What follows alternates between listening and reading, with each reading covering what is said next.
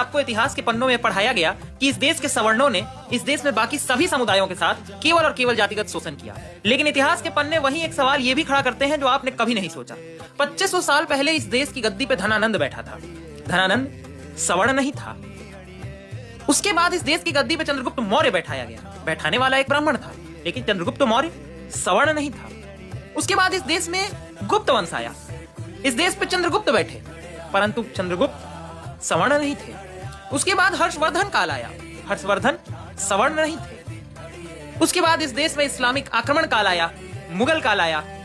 देश की गद्दी पे मुसलमान बैठे थे, वो सवर्ण नहीं थे।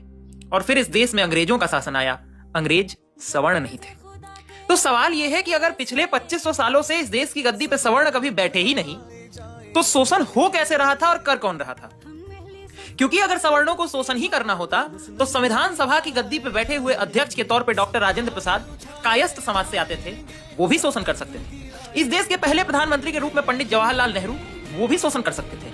बिहार के पहले मुख्यमंत्री के रूप में श्री कृष्ण बाबू, वो भी शोषण कर सकते थे। इस देश में राष्ट्रपिता महात्मा गांधी, वो भी शोषण कर सकते थे।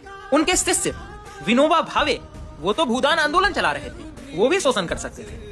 इतिहास के पन्नों को गौन कर दिया गया और आपको पढ़ाया गया कि सवर्ण इस देश में शोषक रहे, बाकी सबका शोषण होता रहा। यूजीसी की नई गाइडलाइंस भी यही बताती हैं, लेकिन इस देश का कोई राजनीतिज्ञ इसके ऊपर कभी नहीं बोलने की हिम्मत करेगा, क्योंकि सबको अपनी राजनीतिक रोटियां वोट के आश्रय से ही।